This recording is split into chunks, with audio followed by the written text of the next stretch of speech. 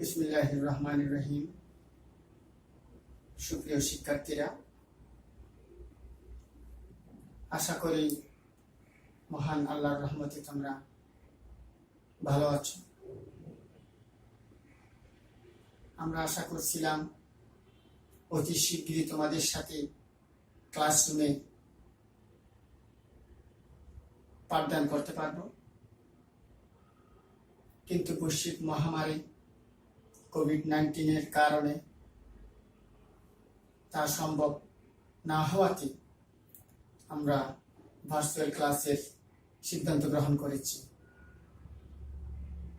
ইতিমধ্যে তোমরা আমাদের বিদ্যালয়ের কয়েকজন টিচারের ক্লাস পেয়েছ এবং তোমরা অবগত আছো আমাদের স্কুল ফেসবুক পেজ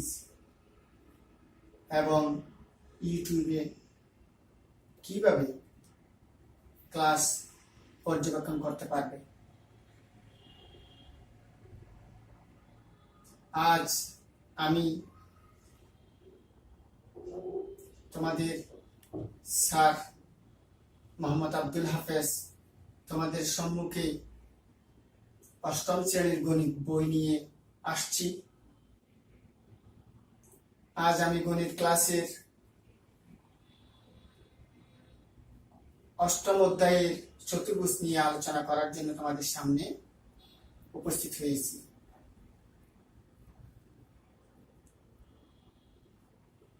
আমরা পূর্ববর্তী ক্লাসে ত্রিভুজ নিয়ে আলোচনা করেছিলাম। সেখানে আমরা ত্রিভুজ অঙ্কন করতে গিয়ে দেখেছি একটি ত্রিভুজ অঙ্কন করতে গিয়ে কয়টি পরিমাপের প্রয়োজন পড়ে। আমরা দেখেছি একটা ত্রিভুজ অঙ্কন করতে গিয়ে 3টি পরিমাপের প্রয়োজন পড়ে।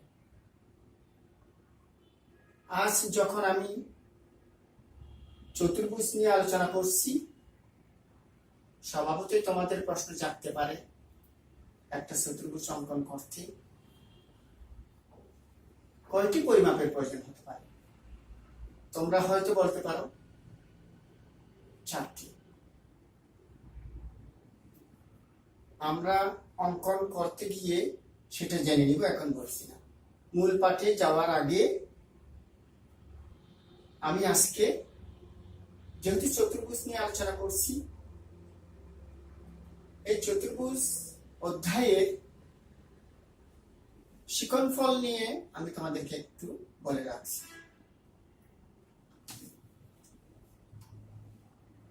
আমি বোর্ডে লিখছি তোমাদের সুবিধার্থে।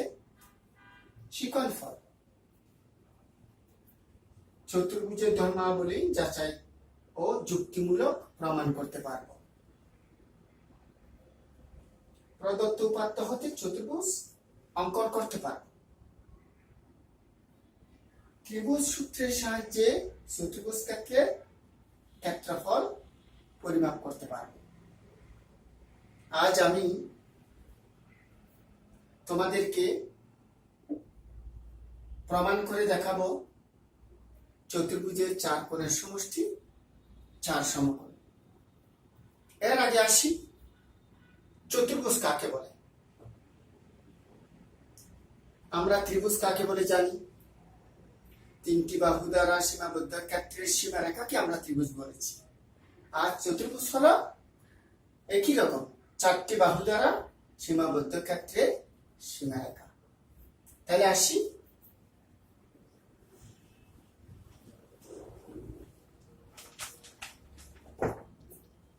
চতুর্ভুজের 4 কোণের সমষ্টি 4 সমকোণ।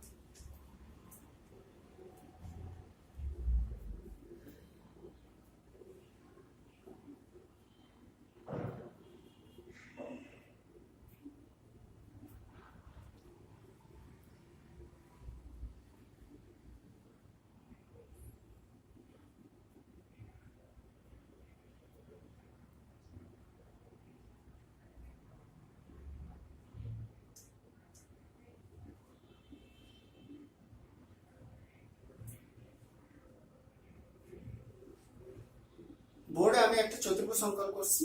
চতুর্ভুজটার নাম এ বি সি ডি।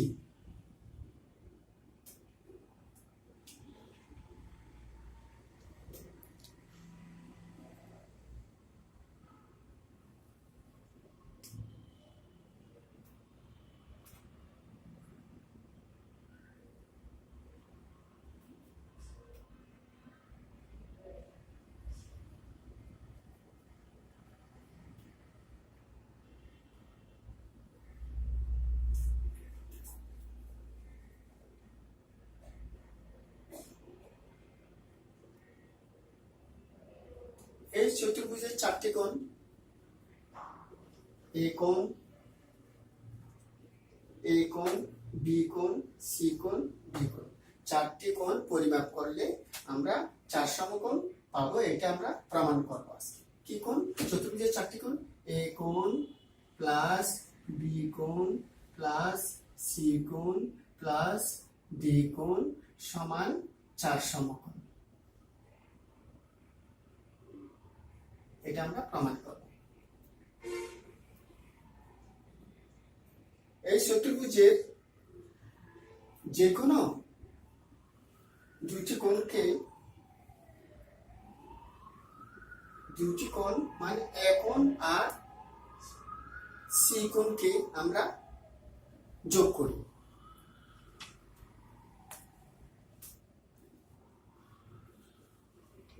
যোগ করার ফলে কি পেলাম? একটি এসি কর্ণ পেলাম। এসি কে আমরা কি বলবো? কর্ণ। AC Karna A B C D চতুর্ভুজটিকে দুইটি ত্রিভুজে বিভক্ত করব। আমরা শিক্ষণফলের 3 নম্বরে পেয়েছি ত্রিভুজ সূত্রের সাহায্যে চতুর্ভুজ ক্ষেত্রের ক্ষেত্রফল পরিমাপ করতে পারব। ঠিক একইভাবে আমি A B C D চতুর্ভুজকে AC কর্ণ দ্বারা দুটি ত্রিভুজে বিভক্ত করলাম। ত্রিভুজ দুটির নাম হলো, একটি হলো ত্রিভুজ ক্ষেত্র এ বি সি, আরেকটি হলো ত্রিভুজ ক্ষেত্র এ ডি সি। এবিসি ত্রিভুজ ক্ষেত্র আর এডিসি ত্রিভুজ ক্ষেত্র। যদি দুটির ক্ষেত্রফল নির্ণয় করি তাহলে এ বি সি ডি চতুর্ভুজ ক্ষেত্রের ক্ষেত্রফল আমরা নির্ণয় করতে পারব। এখন দেখি আমি সূত্রের সাহায্যে একটি একটি ত্রিভুজ ক্ষেত্রের ক্ষেত্রফল নির্ণয় করি। প্রথমে আমি এ বি সি ত্রিভুজ ক্ষেত্রের ক্ষেত্রফল নির্ণয় করব, পরে এ ডি সি ত্রিভুজ ক্ষেত্রের ক্ষেত্রফল নির্ণয় করব। আসি।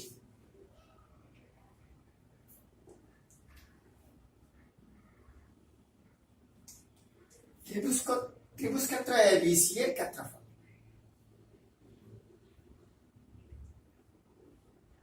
এবিসি ত্রিভুজ ক্ষেত্রের কয়টি কোণ? 3টি কোণ। ক্ষেত্রফল না, আমি সূত্রের সাহায্যে ত্রিভুজ ক্ষেত্রের কোণদ্বয়ের মানে 3 কোণের সমষ্টি আমি নির্ণয় করতেছি। 3 কোণের সমষ্টি নির্ণয় করতেছি। ঠিক একইভাবে এডিসি ত্রিভুজ ক্ষেত্রের 3 কোণের সমষ্টি নির্ণয় করব। আমরা সপ্তম শ্রেণীতে ত্রিভুজের 3 কোণের সমষ্টি কত তা আগে জেনেছি। এখন সূত্রের সাহায্যে নির্ণয় করি। এবিসি ত্রিভুজ ক্ষেত্রের বি এ সি কোণ প্লাস এ সি বি কোণ প্লাস বি কোণ সমান 2 সমকোণ।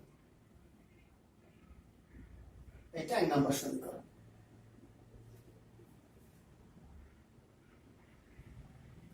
চতুর্ভুজকে দুইটি ত্রিভুজে বিভক্ত করলাম। একটি ত্রিভুজের 3 কোণের সমষ্টি আমরা পেলাম। আরেকটি ত্রিভুজ আছে, এই ত্রিভুজটি কি? এ সি ডি ত্রিভুজ। এখন এই সি ডি ত্রিভুজের 3 কোণের সমষ্টি নির্ণয় করি। ত্রিভুজ ক্ষেত্র এ সি ডি এর 3 কোণের সমষ্টি নির্ণয় করছি। কি কি? কোন কয়টি? তিনটি। ডিএসি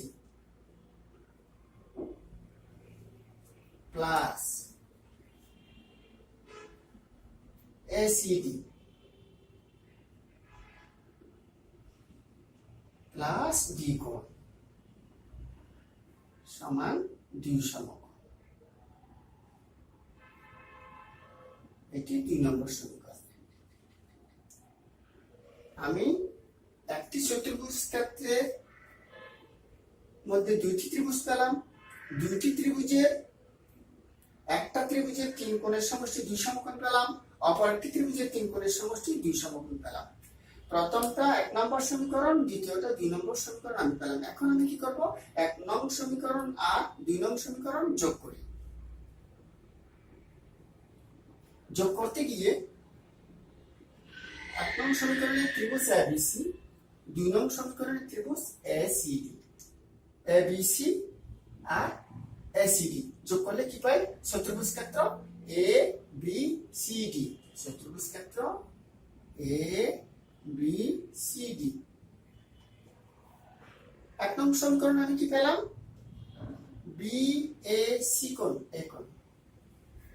একইভাবে 2 নং সমীকরণে কি পেলাম? ডি এ সি কোণ, এ কোণ পেলাম। তাহলে A B A C D A C দুইটা মিলে কি কোণ হলো? এ কোণ হলো। তাহলে এ কোণ আমি লিখতে পারি এ কোণ প্লাস 1 নং সমীকরণে কি পাইছি? A A C B, A C B মানে এই কোণটা। 2 নং সমীকরণে এ সি ডি, এই কোণটা পেলাম। তাহলে এই কোণ আর এই কোণ মিলে কি কোণ হলো? সি কোণ হলো। তাহলে সি কোণ পেয়ে গেলাম আমি। প্লাস 1 নং সমীকরণের বি কোণ আছে প্লাস 2 নং সমীকরণের ডি কোণ আছে। তাহলে 1 নং সমীকরণের 2 সমকোণ, 2 নং সমীকরণের 2 সমকোণ কত হলো? 4 সমকোণ। 4 সমকোণ। তাহলে আমাদের সাধারণ নির্বাচন ছিল চতুর্ভুজের 4 কোণের সমষ্টি 4 সমকোণ। আমরা এই চতুর্ভুজ ক্ষেত্র কি এ বি সি ডি, এ কোণ প্লাস বি কোণ প্লাস সি কোণ প্লাস ডি কোণ সমান কত? 4 সমকোণ আমরা পেয়ে গেলাম।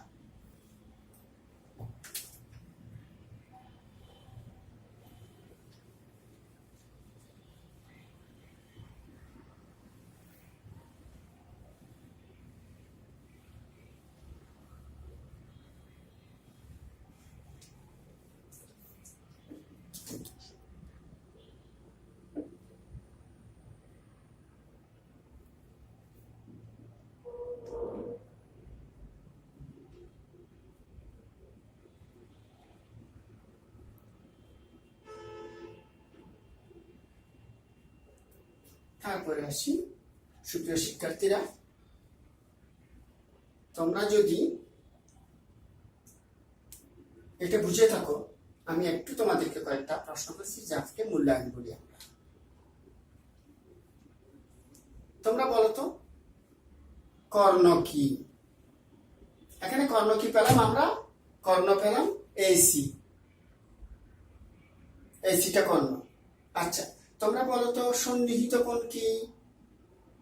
আমি তোমাদেরকে এখানে দেখাইছিলাম এইটা, এখানে একটা, এইটা, এই বিন্দু এ বি সি ডি, এখানে এইটা এইটা সন্নিহিত কোণ। একটা সাধারণ বাহু আছে, এটা শীর্ষবিন্দু, এটা হলো সন্নিহিত কোণ। তারপরে দেখি চতুর্ভুজ কাকে বলে? তোমরা অতি সহজে বলতে পারবা। কিরকম? 4টি বাহু দ্বারা সীমাবদ্ধ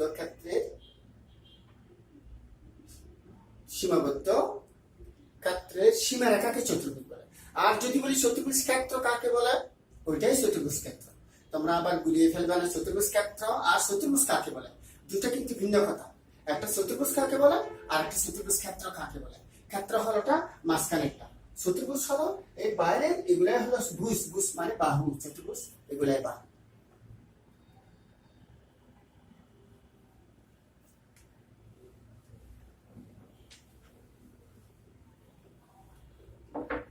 তোমরা যদি এটা বুঝে থাকো, পরের ক্লাসে আমি তোমাদের জন্য একটা বাড়ির কাজ দিচ্ছি, এটা তোমরা লিখে নাও এবং তোমরা সমাধান করে রাখবা। আল্লাহর রহমতে যদি আমরা আবার শ্রেণীকক্ষে ফিরে যাই, আমরা এটা আমাদেরকে তোমরা বাড়ির কাজটা দেখাতে পারবে। তোমরা বাড়ির কাজটা লিখে নাও।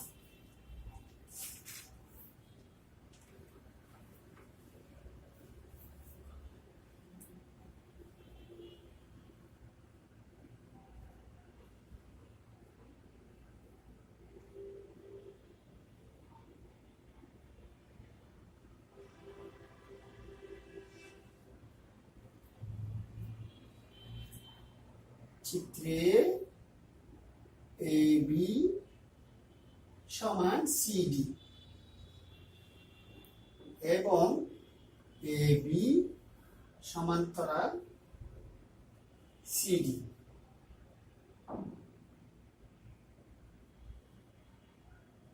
সমান সমান্তরাল। ক,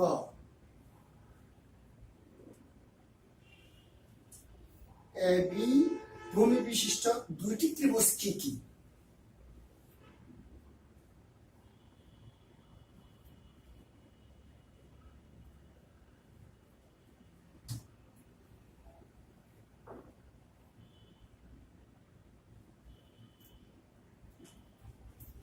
খ, প্রমাণ করো যে AD ও BC পরস্পর সমান ও সমান্তরাল। প্রমাণ করো যে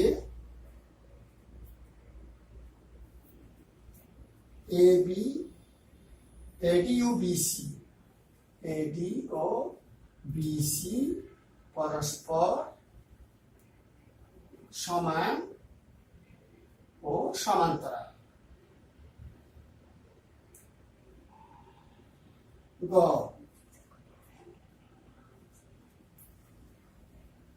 দেখাও যে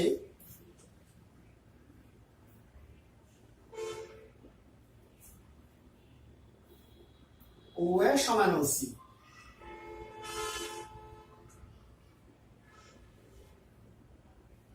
এবং OB সমান OD।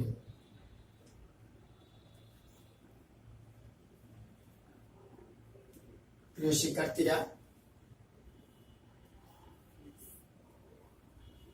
শিক্ষার্থীরা, আজ যে ক্লাসটা তোমাদেরকে করলাম সেটার আলোকে আমি বাড়ির কাজ দিলাম তোমাদেরকে। এই বাড়ির কাজটা তোমরা করে রাখবা। এটা বাড়ির কাজ দিলাম।